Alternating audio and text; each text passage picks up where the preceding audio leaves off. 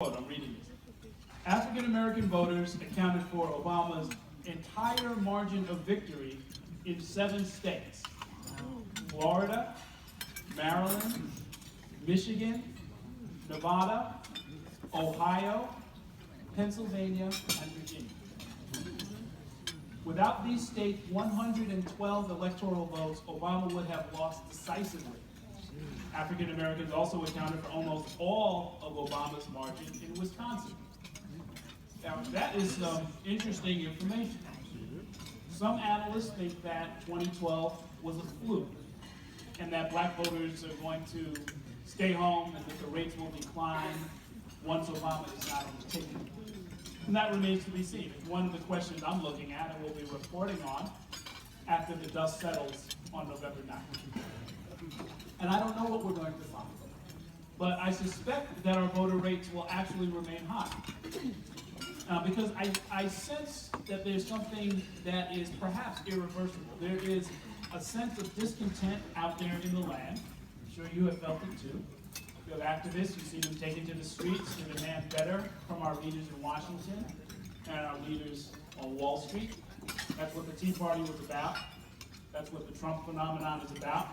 That's what Occupy Wall Street was about. And that is definitely what Black Lives Matter is about. And as I travel around the country, I have seen a connection between the activism in the streets and the politics that are leading up to Election Day. Which is why your theme this year, Our Lives Matter, Our Votes Count, could not be more on point. It is extremely relevant. It is extremely important.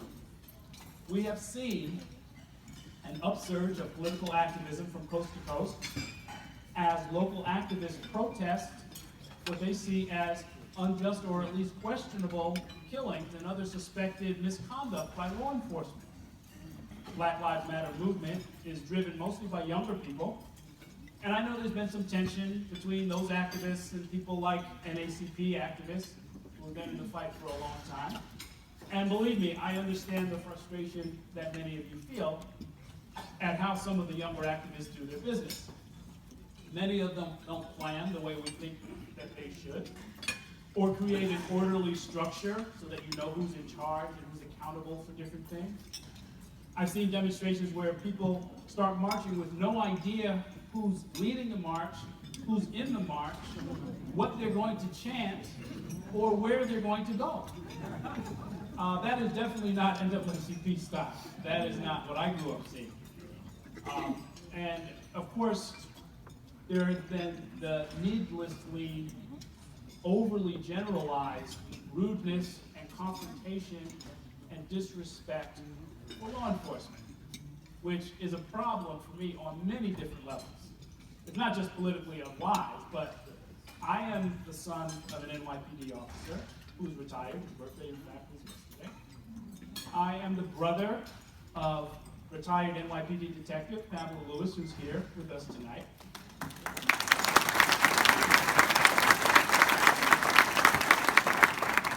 I have an uncle, Uncle Cleveland.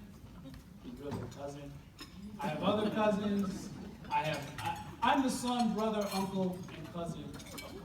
I've got nephews who are running around in Florida with felony. And so I don't like the sweeping generalizations. And I sometimes pull aside some of the activists and I say, did you know, a lot of people don't know this, did you know that 47%, there's 18,000 police agencies around the country, 47% of them have 10 or fewer officers. You know, these are not, by and large, people who are going through some gigantic academy training and so forth. These are 18,000, mostly small agencies, where people are doing their best to be guardians and protectors. And if you don't get that, you don't really know what you're talking about.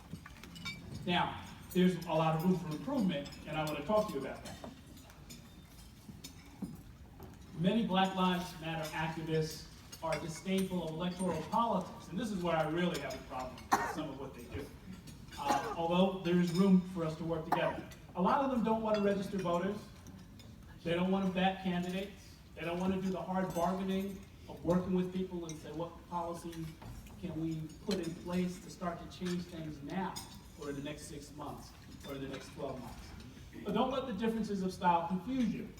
We do have a common struggle, and we do have common issues. And one reality of the current situation, the main point I want to make tonight, in fact, is that what starts in the streets, we have to finish in the voting booth.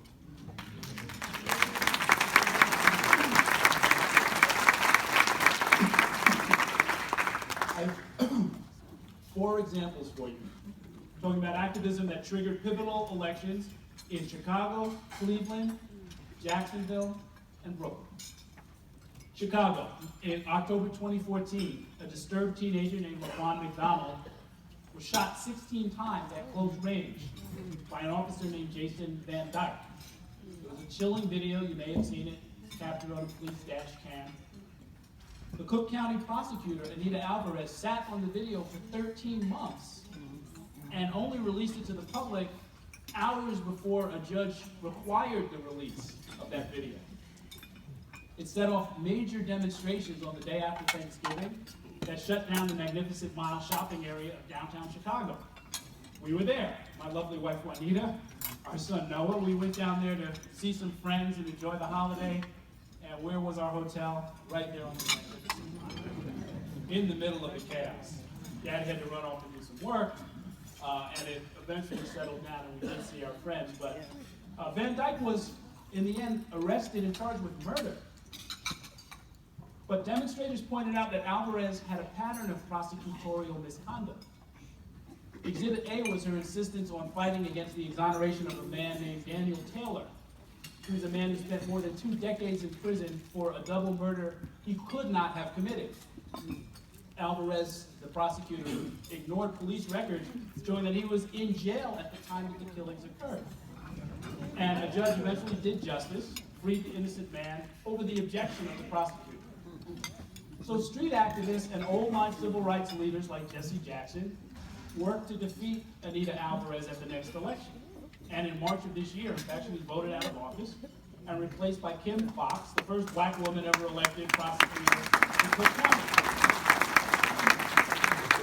And so the lesson is, what starts in the streets has to be finished in the voting booth. Cleveland, November 2014, a 12-year-old child named Tamir Rice playing with a toy gun. The caller to 911 said it was probably a toy. Officers zoomed into the park. An officer named Tim Lohman leaped out of his patrol car and shot Tamir to death 3 seconds after he arrived. No questions, no warning, no nothing. It came to light that Lohman had been fired from his previous job. He was working in a Cleveland suburb. Authorities there said he had a, quote, inability to perform basic functions as instructed during training and how to use a weapon. His handgun performance was dismal. That's a quote. His handgun performance was dismal, said the memo. Still got hired in Cleveland, ended up killing Tamir Rice. That's enough of a tragedy by itself. The prosecutor in Cuyahoga County is a man named Tim McGinty. He went out of his way to protect the officer. He stalled for a year before presenting facts to the grand jury under the misguided notion, as he said, we don't second-guess police officers. The Cleveland voters second-guessed Tim McGinty, and they voted him out of office. In fact, on the same day, the Chicago voters got rid of Anita Alvarez. And why? Because what starts in the streets, we have to finish in the voting booth. Jacksonville, Florida. Back when Trayvon Martin was stalked and killed by a vigilante named George Zimmerman, Florida's governor named an outside prosecutor named Angela Corey to handle the case. Corey was the DA, the state's attorney they call him, from further north in Florida, Duval County, which is Jacksonville, which is the death penalty capital of the nation. They send more people per capita to death row than any other county. And they've done that even as crime has plummeted everywhere around the country, including in Duval County. Angela Corey failed to get a conviction of George Zimmerman, as we all know. Activists realized that she had an atrocious record of heaping unjust punishments on defendants. One magazine profile, in fact, called her the cruelest prosecutor in America. In one case, Angela Corey got a woman named Marissa Alexander convicted and sentenced to 20 years in prison for firing a gun into the ceiling, hitting no one, harming no one, to ward off her abusive husband. That later was reduced to 3 years because it was so clearly unjust. One of the worst cases in this jurisdiction was the prosecution of Christian Fernandez. He was an orphan. He was deeply, deeply emotionally scarred. He had witnessed his mother had a boyfriend who committed suicide in front of his kid. He was 12. And he was involved with, or in the vicinity of, the tragic death of his 2-year-old brother. Angela Corey tried Christian as an adult for first-degree murder. He was convicted and sentenced to life without parole, 12 years old. A pro bono team of lawyers took up the case, got the child transferred to a juvenile institution, got him some treatment. He will have a life outside of prison, thanks to the outrage and the protests and the demonstrations that were needed to shake this situation loose. Angela Corey was a target of protesters for months. In fact, her actions in the Trayvon Martin case are what gave rise to the Black Lives Matter hashtag and movement when people saw what happened to that child. And one of Christian Fernandez's defense attorneys, the little 12-year-old boy that she got sentenced to life without parole, decided to take on Angela Corey in a recent primary and won, and Angela Corey was voted out of office this year. And why? Because what starts in the street, we have to finish in the voting booth. Last example is my home, Brooklyn, New York, also known as Kings County. One thing about New York is we have 5 counties within the city. It's usually the other way around. City's part of the county, we have counties that are part of the city. Back in 2012, multiple cases came to light of people who were wrongly convicted of crimes. One man named Jonathan Fleming spent 25 years in prison for a murder he could not possibly have committed. And this was an amazing case. He had a receipt showing that he was in Orlando, Florida at Disney World. A receipt showing that he made a phone call from Disney World a few hours before a murder took place in Brooklyn. But that phone bill from the hotel at Disney World was kept out of the trial and never surfaced. And he spent 25 years in prison for it. Wow. In another case, a man went to prison for 23 years for murder on the eyewitness testimony of a crack user who admitted to smoking about a dozen vials of crack and later told a prison cellmate that she'd set up the murder herself for her boyfriend. So it turned out these and many other cases were not properly investigated and were defended needlessly by a longtime prosecutor named Charles Hines. And activists complained and complained, but change really came when a talented young attorney named Ken Thompson, a friend of mine, decided to challenge Hines. And he made history in 2013 by unseating Hines, becoming not only the first black prosecutor in Brooklyn's history, but the first candidate in 102 years to unseat a sitting prosecutor in Brooklyn. Which is, again, you know, what we start in the streets has to be finished in the voting booth. We cannot let the great strides that we've made over the last century, or even the past 8 years of the Obama administration, lull us into a false sense of complacency. There's a lot of old injustice out there. These men, and in some cases women, rotting away in prisons for decades because no one wanted to take a second look or do the work that it would take. It's easy to go out and demonstrate. We all know that. Our young friends in the Black Lives Matter movement sort of know that, but maybe don't fully appreciate that once that's done, once you've got people's attention, you have to figure out what to do. And there are some injustices that we have to work on. The trends that I'm telling you about, I see as reason for hope and for pride.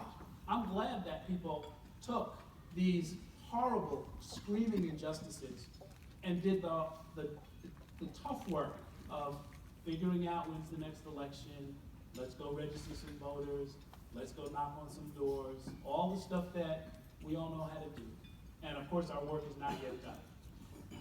And it's never been more relevant for organizations like the NAACP to reemerge and reclaim our voice in this conversation. If you leave it up to, believe me, I know this as a journalist, if you leave it up to journalists, they will do exactly what I've seen it a million times. I saw them do it on in Chicago in the middle of these demonstrations. They look for the great picture, the great shot, the great confrontation. Bunch of, cops with hats and bats, the body armor, and the shields, and riot helmets, and so forth.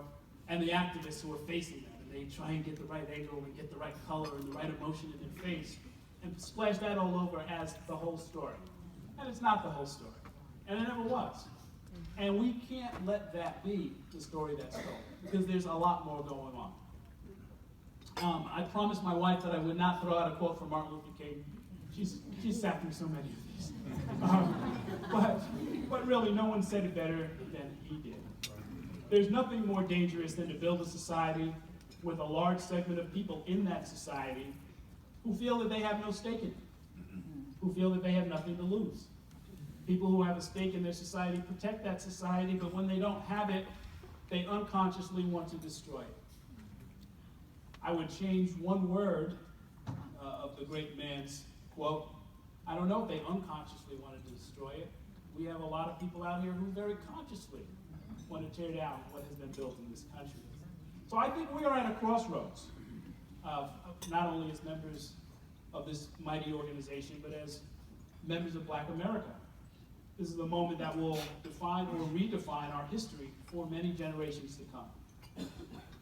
The great urgency of now, I think, is to re-engage men in particular, Black youth in general, try to give them the fire and the energy that ignited the civil rights movements of the past, that led each of you to this organization, because the future of the country depends on our interlinked paths. The next president of the United States will nominate at least one and possibly 3 or even 4 Supreme Court justices, and dozens, if not hundreds, of federal judges. That person will set policies in place that impact banking, access to capital, determine whether our education system from kindergarten all the way through college will respond to the great needs of our youth and of our society. So tell everybody you know that these next 3 weeks are crucial. And no matter how much of a clown show it looks like, and no matter how crazy and vulgar it all starts to sound, you've got to stay involved. And the local races, if anything, might be more important. The state legislators, the local prosecutors, the U.S. attorneys, the U.S. senators. So I'm proud to stand with you shoulder to shoulder to continue this work and to lift our voices, because like never before, our lives do matter and our votes do count. Thank you so much for inviting me to speak. May God bless you.